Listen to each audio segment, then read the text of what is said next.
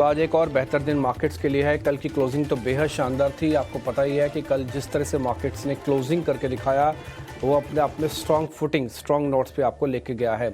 एफआईस की होल्डिंग में कोई खास बड़ा बदलाव नहीं है और जो कैश मार्केट और फ्यूचर्स के अंदर जो पोजीशंस बनी हैं ये बेहद बेहद काम की हैं। कल जब हमने एक ही रेंज का हाई और लो टेस्ट किया और उसके बाद उस रेंज का ब्रेकआउट किया, उसके बाजार की मूवमेंट देखने को थी जो 10 दिन में नहीं हुआ, कल वो सिर्फ 10 मिनट में हो गया। 10 दिन में क्या नहीं हुआ, 24,500 से 24,800 ब्रेक नहीं हो रहा था, लेकिन कल 10 मिनट लगे उस 24,800 की रेंज को ब्रेक करने में और हम 25,000 के ऊपर बंद हुए। ये अक्टूबर के बाद पहली बार ऐसा मौका है जब हम 25,000 के ऊपर बंद हो रहे हैं। ये सीज फायर का इम्पैक्ट समझिए, डेरिवेटिव वीकली एक्सपायरी का इम्पैक्ट समझिए, रिजल्ट्स का इम्पैक्ट समझिए, या फिर एफआईस का खरीदारी का, या फिर ग्लोबल मार्केट्स में कूल डाउन का, जैसे आपको समझना है वैसे समझिए। लेकिन लेवल्स ने कल फिर से काम करके दिखाया। बिल्कुल 24,500 का लो बनाया और फिर 25,000 भी एक ही दिन में, एक ही सेशन में दिखा भी दिया। आज क्या होगा बाजार के अंदर? गिफ्ट निफ्टी तो बता रहा है कि 90 पॉइंट और जुड़ेंगे। अगर ये 90 पॉइंट और जुड़ते हैं तो 25,200 के रेजिस्टेंस को हिट करने के लिए आज हम पहुंच सकते हैं। लेकिन सब के बीच में क्या क्या आज कार्यक्रम में खास रहेगा, फटाफट से आपके सामने रख देते हैं। ग्लोबल मार्केट्स थोड़ी देर में अभिषेक आपके सामने रख देंगे। उसके डेरिवेटिव्स के डाटा के हिसाब से मैं आपके सामने कुछ डाटा इंपॉर्टेंट होगा मार्केट्स का, वो रखूंगा। साथ ही साथ इसी शो में ही आप खबरों वाले शेयर, ब्रोकिंग हाउसेस की रिपोर्ट्स और मेहमानों की जो ट्रेडिंग कॉल्स होती हैं वो भी आप इसमें देख पाएंगे। साथ ही कमोडिटीज़ मार्केट की जो कॉल्स हैं, खासकर क्रूड और गोल्ड और सिल्वर, उस पर अगर कोई ट्रेड बनता होगा तो आज के मेहमान आपको वो भी गाइड कर देंगे। चलिए आगे बढ़ जाते हैं। ये कमिंग अप नेक्स्ट के अंदर आपने सारे ट्रिगर्स देख लिए। धीरे धीरे करके आपके पास ये सारे ट्रिगर्स आते जाएंगे। कॉपी पेन लेके भले नोट कर लीजिएगा। और साथ ही ये आधे घंटे का शो पूरी तरह से पावर पैक हमने रखा है और ये मॉर्निंग डोज की तरह काम आएगा आपके लिए। अब अभिषेक को अपने साथ जोड़ते हैं ताकि ग्लोबल मार्केट्स का एक सेटअप पूरी तरह से जाना जाए। 90 पॉइंट के पीछे की वजह और सारा सेटअप क्या बता रहा है, एक बार ये समझ लेते हैं उनसे। अभिषेक, गुड मॉर्निंग। जरा बताइए कल क्या क्या हुआ ग्लोबल मार्केट्स में? Dimpy, good morning. देखिए, कल का जो सत्र रहा वो ग्लोबल बाजारों में मतलब बहुत कोई खास ट्रिगर नहीं आए हैं। आज सुबह सुबह जापान में ट्रिगर आया है, वहाँ की इकोनॉमी को लेकर जीडीपी ग्रोथ के नंबर आए हैं जापान की मार्च तिमाही के, और कॉन्ट्रैक्शन आया है एक साल में पहली बार, वो 0.2% का। और उसकी वजह ये रही कि एक्सपोर्ट में काफ़ी शार्प डिक्लाइन है। तो जापान का जो बाजार है, निकाई जो इंडेक्स वहाँ का है, उसमें करीब करीब हम देख रहे हैं कि 150 अंकों के आसपास से गिरावट है। लोअर लेवल से रिकवरी की कोशिश वैसे वो कर रहा है। अदरवाइज अमेरिका में ना तो कोई फ्रेश ट्रिगर आए हैं, ना ही कोई हमने बहुत कोई एक्साइटिंग ट्रेड देखा है। हाँ, डाउ जोन्स जो 2 दिन से गिर रहा था, कल एक रिकवरी वाला सत्र रहा। शुरुआत तो वहां पर भी कमजोर हुई थी, लेकिन हमने आखिरकार देखा कि 271 अंक चढ़ के डाउ जोन्स बंद हुआ है और लोअर लेवल से करीब करीब 540-550 अंकों के आसपास की तेजी हमने डाउ जोन्स में देखी है। लेकिन नेस्डेक में कल उतार चढ़ाव वाला ट्रेड रहा, 6 दिन से लगातार चढ़ रहा था, 34 अंकों की हल्की सी गिरावट पर बंद हुआ है। और S&P 500 की बात करें तो लगातार चौथे सत्र में हमने S&P 500 में तेजी देखी है। होलसेल प्राइस इंडेक्स के आंकड़े आने थे अमेरिकी बाजारों में, थोक महंगाई दर की, वो आंकड़े आए हैं और मार्च के मुकाबले करीब आधे % के आसपास की गिरावट देखी है। तो कह सकते हैं कि एक मतलब ठीक ठाक चीज़ है। CPI के जो नंबर आए थे वो भी अनुमान से बेहतर साइड पर आए थे, तो उसके चलते हमने अमेरिकी बाजार में उत्साह बनते हुए देखा था। वॉलमार्ट की एक कमेंट्री काफ़ी चर्चा में है। उन्होंने ये कहा है कि टैरिफ के चलते उनको मई के आखिर तक दाम बढ़ाने को लेकर मजबूर होना पड़ सकता है।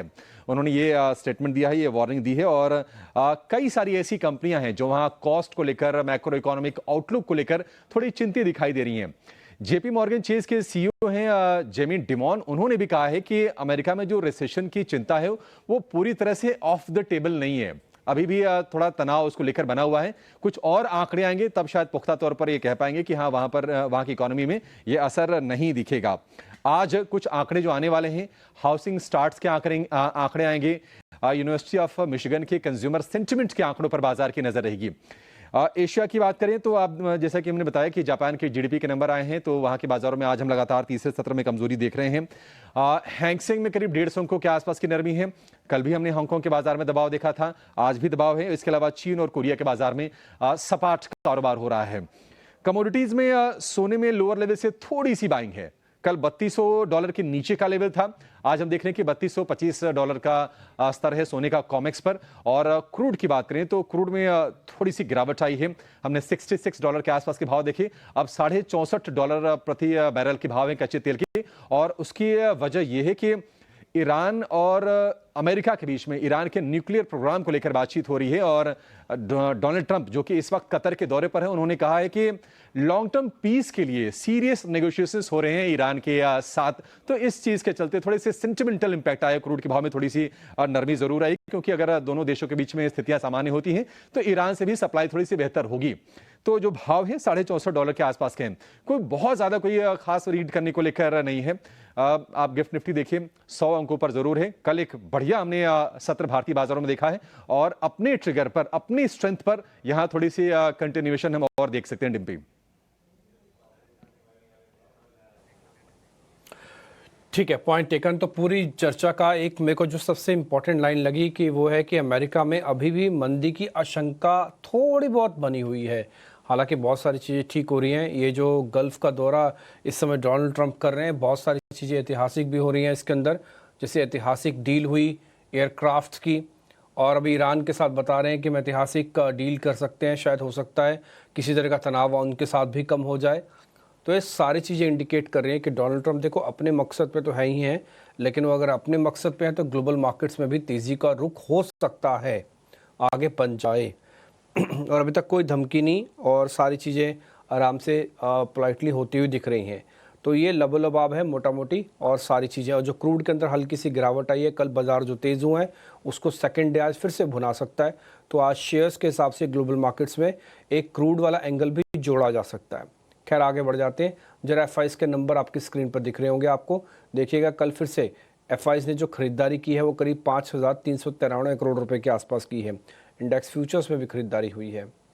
और होल्डिंग्स में जैसे मैंने कल भी आपके सामने बात रखी थी कि मैं सिर्फ स्क्रीन देख के बात बता सकता हूं कि एफआईज की तरफ से कुछ ना कुछ खरीदारी 100% हुई होगी, क्योंकि 24,800 का ब्रेकआउट ऐसे नहीं हो सकता।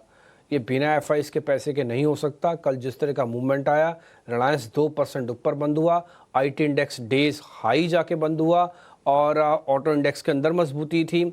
ये कुछ एक इंडिकेशन तभी आते हैं जब एफआईज का मनी आती है। एफआईज की लॉन्ग होल्डिंग्स कितनी मैं आपको बताता हूँ। ये 39% से बढ़कर 45% हो गई है। डैट मीन्स करीब 6% का लॉन्ग और बढ़ा है। आई रिपीट, 39% से बढ़कर 45% हो गई है एफआईज की होल्डिंग्स। इस बीच अगर आप रिटेल की होल्डिंग्स देखेंगे कि हम और आप कितनी पोजीशंस लॉन्ग करके बैठे सिस्टम में, तो 50% है। हम 50% से ज़्यादा नहीं होने चाहिए।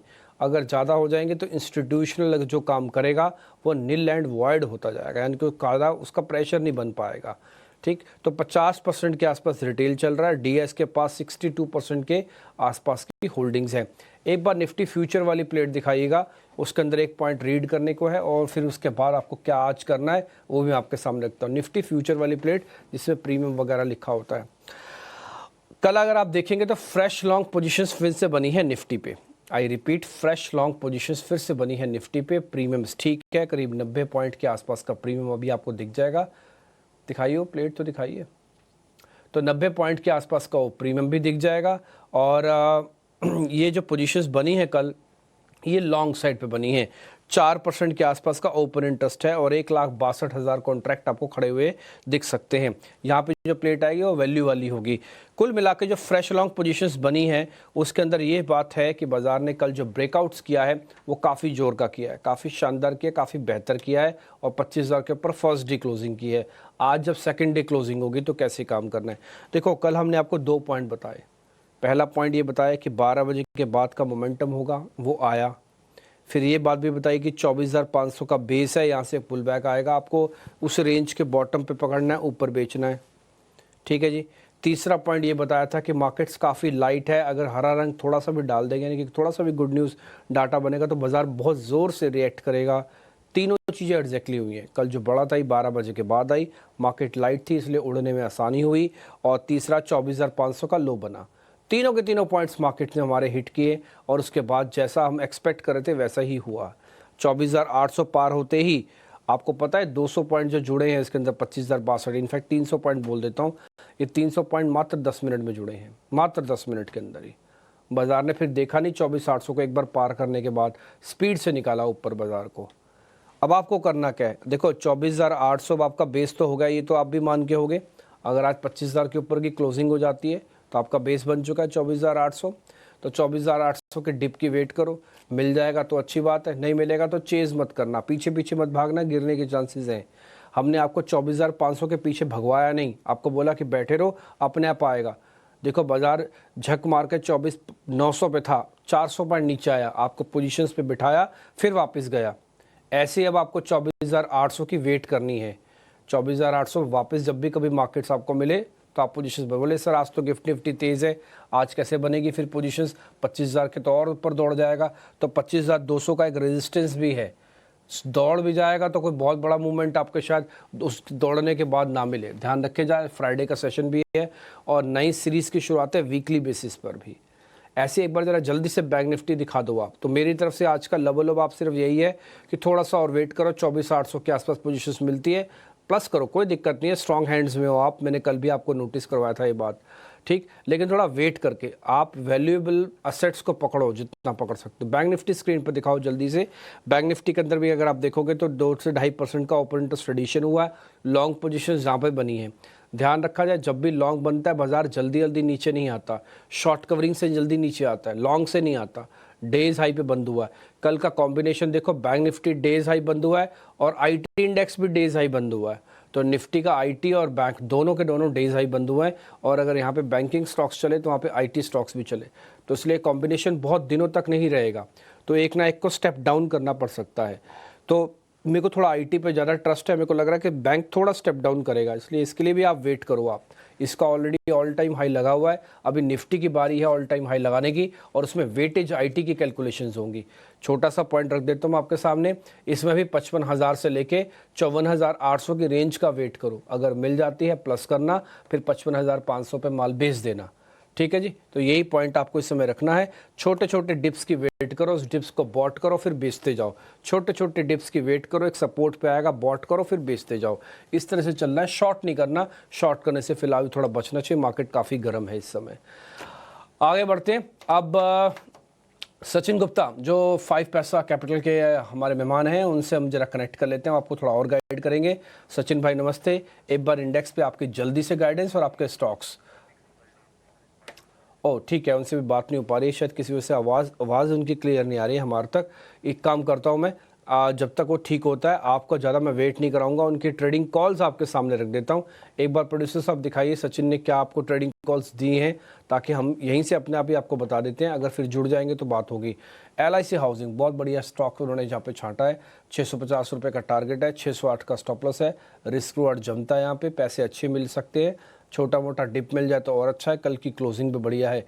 तो सचिन गुप्ता का जो पहला ट्रेड है वो LIC हाउसिंग है। दूसरा ट्रेड लेके एम्फेसिस, ये भी बहुत बढ़िया ट्रेड आया, 2750 रुपये के टारगेट के लिए आप इसमें भी खरीदारी करें, 2565 का स्टॉप लॉस है, ध्यान रखा जाए।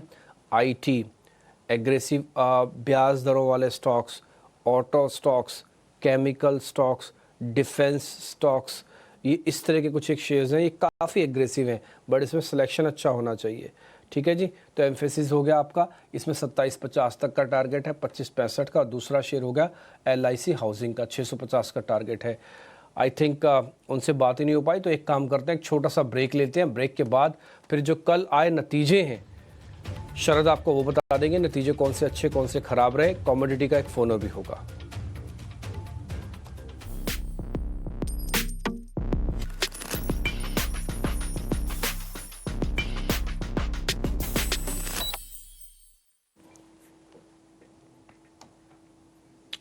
ब्रेक के बाद एक बार फिर आपका स्वागत है। तो अब तक हम आपके सामने ग्लोबल मार्केट्स का एक व्यू पॉइंट रख चुके हैं, उसमें से साफ से निकल के आ रहा है कि ऐसे कोई दिक्कत नहीं है। हाँ, अमेरिकन राष्ट्रपति इस समय गल्फ के दौरे पर थे, तो उन्होंने काफ़ी सारी चीज़ें सेटल की हैं, क्रूड के अंदर थोड़ा सा दबाव है। दूसरा पॉइंट हमने मार्केट्स का डिस्कस किया कि काफ़ी स्ट्रॉन्ग हैंड्स में है, छोटे छोटे डिप्स का वेट कीजिए, बॉट कीजिए, फिर चल दीजिए आगे। तीसरा पॉइंट जो कार्यक्रम में डिस्कस हुआ वो है LIC हाउसिंग फाइनेंस और एम्फेसिस का शेयर्स, ये आपने नोटिस कर लिया होगा, तो लिखते जाइएगा कॉपी पे, इसमें आपकी कोई दिक्कत नहीं आएगी, आपको आराम से पता लग जाएगा कि मेरे को आज करना क्या है। अब आपको एक काम और लिखना है या फिर समझना है या फिर आप उसको देख भी सकते हैं खाली। वो शरद आपको ये बता रहे हैं कि अर्निंग्स किसकी ठीक आई हैं, किसकी ख़राब और किसकी नॉर्मल रही हैं। शरद एक बार पहले ये बता दीजिए, फिर बाद में स्टॉक्स एंड न्यूज़ आपसे पता करेंगे।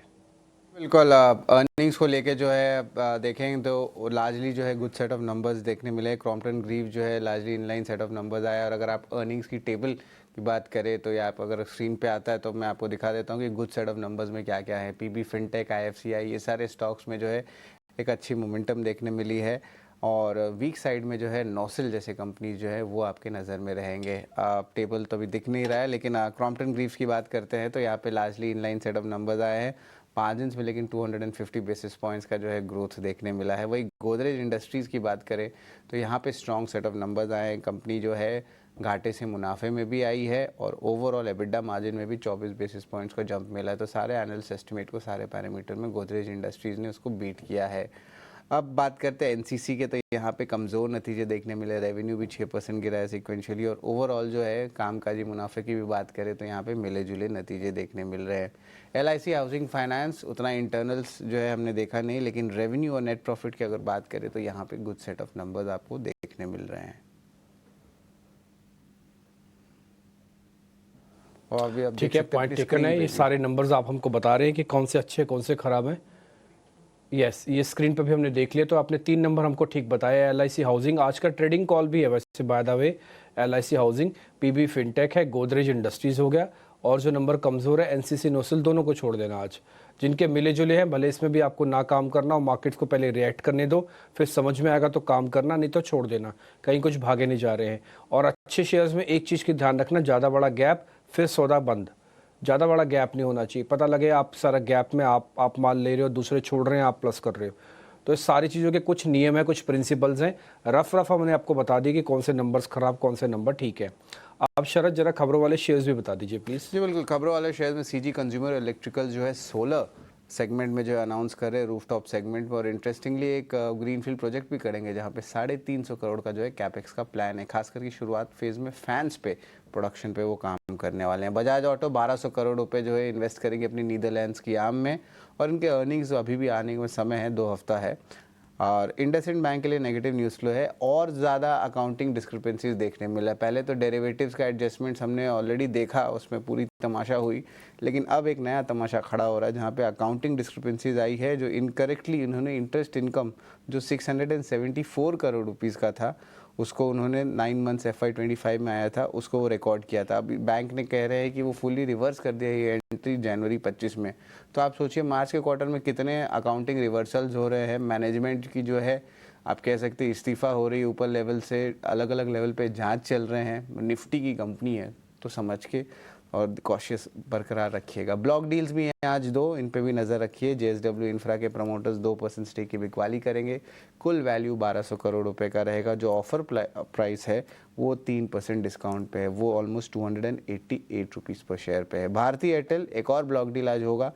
यहाँ पे सिंगटेल की जो उनकी आम है वो ऑलमोस्ट 0.8% स्टेक बेचेगी, जिसका कुल वैल्यू $1 बिलियन आता है, यानी कि 8,600 करोड़ के आसपास आता है। फ्लोर प्राइस जो है लगभग 4% डिस्काउंट पे 1800 पे। और ये जो सिंगटेल आम की जो स्टेक है लगभग 1% गिर के 8.69% हो जाएगा। ये करेंटली है 9.69, तो अब तो आज स्टेक सेल होने वाला है 0.8% का। United spirits, UBL global spirits, इनके लिए थोड़ा पॉजिटिव न्यूज़ फ्लो। और इंटरेस्टिंगली पर्नॉड रिकॉर्ड जो है न्यू दिल्ली का लाइसेंस जो है अब फिर बिड करने में से हार गया है। मतलब जो लाइसेंस लेना चाहता था दिल्ली मार्केट का पर्नॉड रिकॉर्ड, ये ऑलमोस्ट आप कह सकते हैं तीसरी बार मना कर दिया गया है। तो इसको फ़ायदा किसको होगा? यूनाइटेड स्पिरिट्स को होगा, यूनाइटेड ब्रूअरीज को होगा। नॉर्थ में जितने भी आपके जो है आप कह सकते हैं स्पिरिट्स वाले कंपनीज़ हैं या ब्रूअरी वाले कंपनीज़ हैं, उनको भी जो है इम्पॉर्टेंट लग सकता है। तो मिड कैप स्मॉल कैप के भी नेम्स में जो है अच्छी मोमेंटम आ सकती है। लेकिन ये पहली बार नहीं हुआ, तीसरी बार हो रहा है। तो ऑफकोर्स पर्नॉड रिकॉर्ड पे जो है वो लिस्टेड नहीं है, लेकिन हमारे जो लिस्टेड प्लेयर्स हैं डोमेस्टिक फेस, उनके लिए बेनिफिट रहेगा। ठीक है शरद, बहुत शुक्रिया, थैंक यू वेरी मच। ये सारे के सारे खबरों वाले शेयर्स और अर्निंग्स का पूरा रिपोर्ट कार्ड भी दिखाने के लिए बहुत शुक्रिया, थैंक यू वेरी मच। आगे बढ़ते हैं, अब अनुज गुप्ता से करते हैं बातचीत। कल तो किसी वजह से बातचीत नहीं हो पाई थी, लेकिन आज शुभ मुहूर्त है उनसे बातचीत करने का। अनुज भाई नमस्ते, थैंक यू वेरी मच सुबह सुबह समय देने के लिए। कल भी हम आपसे बात कनेक्ट करना चाहते थे, बट अनफॉर्चुनेटली थोड़ा कनेक्ट नहीं हो पाए। बट आज आपसे बात हो पाएगी। अनुज भाई बताइए, आज सोने और चांदी में क्या करना है? Good morning. देखिए, कल हमने गोल्ड में, सिल्वर में एक रिकवरी आते हुए देखी। यूएस के डेटा, इन्फ्लेशन के डेटा खराब आए थे, उसकी वजह से एक सेफ हेवन अपील देखी गई। हालांकि मुझे लगता है कि गोल्ड सिल्वर अभी एक रेंज में रहेंगे, बट हाँ सिल्वर हमें लगता है कि अपॉर्चुनिटी रहेगी खरीदारी के लिए, खरीदारी का ट्रेड बना के चला जा सकता है। लेवल्स तो बताओ सर, कहाँ पे लेना है, क्या स्टॉप लॉस रखना है, क्या टारगेट रखना है, वो तो बताओ। इंट्राडे में अगर आप देखेंगे तो मुझे लगता है कि गोल्ड में तो नहीं, बट हाँ सिल्वर में स्ट्रेटेजी बना के चला जा सकता है। सिल्वर में करीबन अगर आप देखेंगे तो $32.5 के आसपास इंटरनेशनल मार्केट में लेवल चल रहे हैं। और अगर हम डोमेस्टिक मार्केट की बात करें तो सिल्वर यहाँ पर करीबन 95,900 के आसपास चल रही है। तो 95,600 के आसपास लेवल्स मिले तो खरीदारी करना चाहिए। 94,800 का स्टॉप लॉस लगाएं और ऊपर में करीबन 96,500 तक के लेवल आपको सिल्वर में देखने को मिल सकते हैं। ठीक है सर, क्रूड में कोई ट्रेड बनता है? हालांकि मैं एक मिनट रुकना, क्रूड के बारे में बताने से पहले मैं बताता हूँ 96,500 का टारगेट है, 94,800 का स्टॉप लॉस है और 95,600 के आसपास लेना है। प्रोड्यूसर साहब छाप सको तो छापना। 96,500 का टारगेट, 94,800 का स्टॉप लॉस है। बाय पोजीशन 95,600 के आसपास लेनी है। सर सिल्वर डन, क्रूड बताओ अब। देखिए, क्रूड में हमें लगता है कि बिकवाली के साथ ट्रेड देखा जा सकता है, क्योंकि सप्लाईज बढ़ी है, यूएस की इन्वेंट्री भी बढ़ी है। तो क्रूड में बिकवाली का ट्रेड रहेगा करीबन 5325-5335 के बीच में बिकवाली करें। 5380 का स्टॉप लॉस लगाएं। 5225 तक के लेवल क्रूड में देखे जा सकते हैं। क्रूड हमें लगता है कि सलन राइस का कैंडिडेट रहेगा। इन्वेंट्रीज बढ़ी है, सप्लाईज बढ़ी है, उसका असर भावों पर रहेगा। तो बिकवाली के साथ ट्रेड बना सकते हैं। ठीक है, 5380 आपने दिया है सर, स्टॉप लॉस लिख दिया हमने। 5225 आपने टारगेट दिया, वो भी लिख दिया हमने। और जिस रेंज पे आप शॉर्ट करने के लिए कह रहे हैं वो भी लिख दिया हमने। अनुज भाई शुक्रिया, थैंक यू वेरी मच। अच्छा लगा आपसे आज बातचीत करके, काफ़ी दिनों बाद और काफ़ी महीनों बाद मैं बोलूँगा आपसे आज बातचीत हुई है फिर से। बहुत शुक्रिया sir, thank you very much आज कार्यक्रम में जुड़ने के लिए।